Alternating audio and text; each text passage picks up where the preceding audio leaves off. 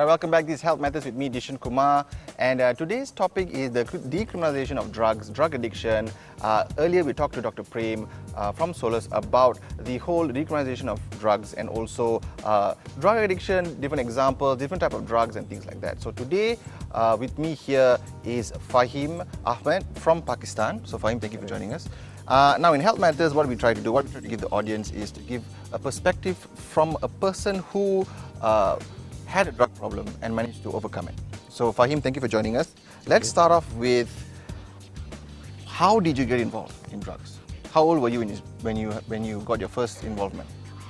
Okay, first of all, thank you for calling me up. I was 13 when I started off with alcohol actually. Okay. I was actually studying at the time, and due to some crisis, some family crisis, my dad asked me to start working. I wanted to study, but I had to work, so I went out for work. And over there, people I met over there, people I used to work, they used to sit down together every night. They used to drink. Okay. So I found it so interesting. The curiosity was there, so I just. And you were very young as well. I was 13 only. Okay. So I just started drinking with them, and it started on, kept on going, and it became like every day. Then I was drinking like a pro. So this is how I started off.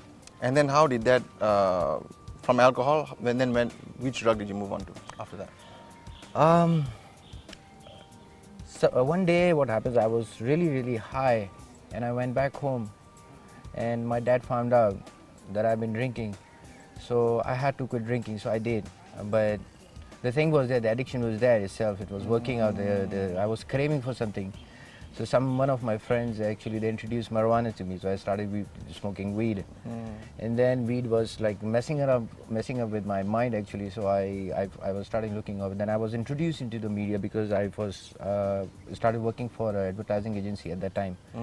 So we used to go to the different universities and all these people who works in the media and like the drama artists and all, they were using the hi-fi kind of like drugs. So from marijuana, cocaine was introduced into my life. Okay. So I started doing cocaine. But when in Pakistan, there was only one person at that time who was selling cocaine out there. So he got raided, he was being arrested, and there was nobody else, and I was again started craving. Okay. Now, from all that, why did you decide, and how did you actually end up in Malaysia at Solus? Well, that's the funny question you just asked me, because in Pakistan, when my parents comes to know about it, that I've been smoking with different sort of drugs, so they put me to different sort of rehabs. I've been to different rehabs, like 6 times. 6 times in Six rehab? different rehabs, and at last they just called me and they said, okay, we found a job for you in Malaysia, so you're going there. So I did not tell you about no, your they never mentioned it. I had Okay. no clue where am I going, because I was already there. Okay, that's the funniest part, that I was already there in the rehab for 6 months. So I never get a chance to get back home. From rehab straight to Malaysia. So I was happy and I was like confused a bit also. So I was anxious. The moment I went there, the very nice table was there, and there was a guy from Solus. He's the administration guy. He offered me a nice and very good looking breakfast, and I was like, wow, this is cool. So they were like, okay, welcome to the Solus rehab. I was like, what? Another I freaked rehab? out. Yeah. I was like, I just came out of the rehab. What are you guys talking about? Yeah. And then I was like, yeah, this is a rehab. So I freaked out. Yeah. So this is how it was introduced to Solus. Okay. So now you said that you've been to different types of rehab, and Solus actually made a difference in your life. Yeah. Certainly. How is this particular rehab, Solus rehab, different from the other rehabs you went to? Previously, wherever I've been to, they were all kind of like TC-based model rehabs.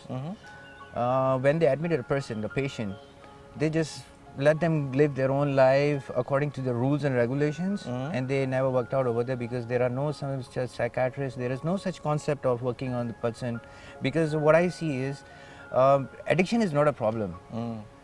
Before addiction, there is something else which drags a person to the addiction. This is how I believe. This is what I see. So when I went to Solus, there are like counselors over there, psychologists over there, there are psychiatrists over there. They do the daily kind of or weekly assessment.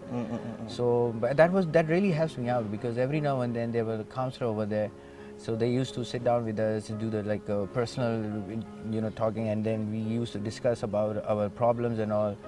And they used to ask so many questions. They dig deep down into you so that they can find out what actually the core belief is and where it is coming from actually.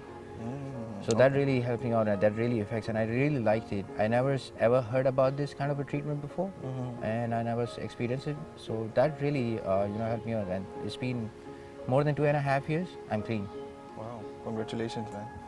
Something I always like to ask everyone, a lot of people that I interview is, do you have any regrets about what happened? Yes, I have regrets. One is when I lost my dad, because he knew what is happening to me, and but he couldn't say much. All he could say, because he was a very old guy, he was sick, and I was already into too many stuff and all. So he used to advise me, listen son, don't do this, don't do this. And then one day he passed away. And after that, my mom is still around, but it's been 4 years. I haven't seen her. She doesn't want to see my face, and she thinks that I still need some more time.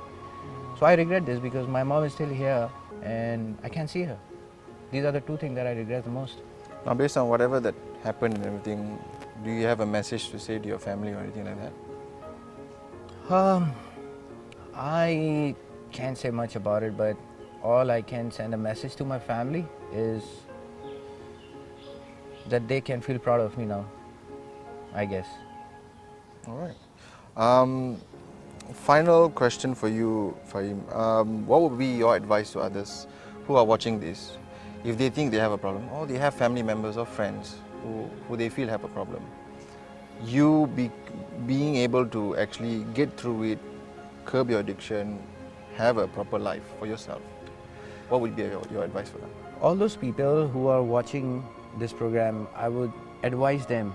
I'm not going to suggest them, but I'm going to advise them for the sake of their own lives, because they know that there is some problem with them going on, and they are hesitant to speak to somebody, parents or what, because I can understand this, that this is so annoying, this is so embarrassing when a family comes to know about it, that my son is addicted to any sort of drug or alcohol or any other addiction.